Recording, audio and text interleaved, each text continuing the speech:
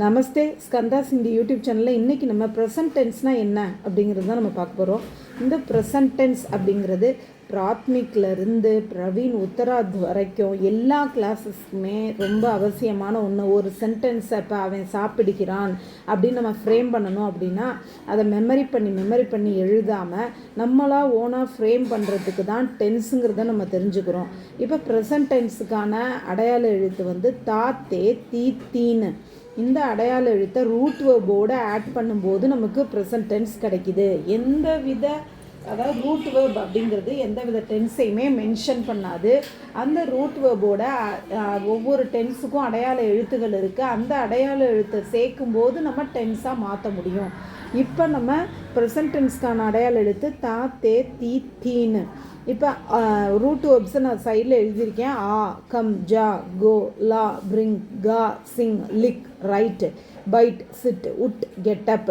இந்த root verbs எடுத்துக்கிட்டு இந்த அடையாள எழுத்தை சேர்க்கும்போது ப்ரெசன்ட் டென்ஸ் கிடைக்கிது. இப்போ ஆத்தா, ஆத்தே, ஆத்தி, ஆத்தீன்னு வருகிறார்கள், ஆத்தி வருகிறாள், ஆத்தீன்னு வருகிறார்கள். இப்போ நம்மளோட தமிழில் சென்டென்ஸ் ஃப்ரேம் பண்ணுறதும் ஹிந்தியில் சென்டென்ஸ் ஃப்ரேம் பண்ணுறதும் சேம். இப்போ ஒருத்தன் வருகிறான், ஒரு மேல் சிங்குலராக இருந்தால் வருகிறான், மேல் ப்ளூரலாக இருந்தால் வருகிறார்கள், ஃபீமேல் சிங்குலருக்கு வருகிறாள், ஃபீமேல் ப்ளூரலுக்கு வருகிறார்கள். இந்த மாதிரி நம்ம தமிழில் ஃப்ரேம் பண்ணுறோம். அதே போல தான் ஹிந்தியிலையும் ஆத்தா அப்படின்னா வருகிறான், ஆத்தே வருகிறார்கள், ஆத்தி வருகிறாள், ஆத்தீன்னு வருகிறார்கள். அந்த மாதிரி மீனிங் தருது. எப்படி இந்த ஒரு விஷயத்த சிங்குலர் ப்ளூரலுக்கு தகுந்த மாதிரி மேல் ஃபீமேலுக்கு தகுந்த மாதிரி தமிழில் மாற்றி நம்ம சொல்கிறோமோ அப்படி தான் ஹிந்தியிலையும் சொல்கிறாங்க. இப்போ ஜான்னா கோ, ஜாத்தா அப்படின்னா போகிறான், ஜாத்தே அப்படின்னா போகிறார்கள், ஜாத்தி போகிறாள், ஜாத்தின்னு போகிறார்கள். இந்த மாதிரி தான் ப்ரெசன்ட் டென்ஸ்க்கான அடையாள எழுத்தை நம்ம சேர்க்கணும். ஹைனா இஸ்ஸு, ஹைன் அப்படின்னா 6. இப்போ சிங்குலர் சென்டென்ஸாக இருந்துச்சுன்னா ஹே அப்படின்னு அதை நம்ம அந்த ஹைங்கிறத ஹே அப்படின்னு சொல்லுவாங்க, ஹைன்னு முடிக்கணும். ப்ளூரல் சென்டென்ஸாக இருந்தால் ஹைன் அந்த மாதிரி அதை ஃபினிஷ் பண்ணணும். இப்போ அவன் வருகிறான் அப்படின்னா வகு, ஆத்தா ஹே, ஹி கம்ஸ் அப்படின்னு இங்கிலீஷில் சொல்கிறோம். அவன் வருகிறான் அப்படின்னு தமிழில் சொல்கிறோம்ல, அதை வந்து வகு ஆத்தா ஹே. இந்த ஹேன் ஒவ்வொரு சென்டென்ஸோட எண்டிங்லையும் ஹே ஹேன் முடியணும். அடுத்து அவர்கள் வருகிறார்கள், தே கம், வே ஆத்தே ஹே. அவள் வருகிறாள், ஷீ கம்ஸ், வஹ் ஆத்தி ஹே.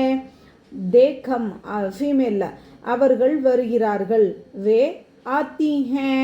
இந்த மாதிரி தான் இந்த ரூட் வேர்ப்ஸை மாற்றி நீங்கள் ஃப்ரேம் பண்ணி பார்க்கலாம். இப்போ லலிதா வருகிறாள் அப்படின்னா லலிதா ஆத்தி ஹே. கோபு வருகிறான், கோபு ஆத்தா ஹே.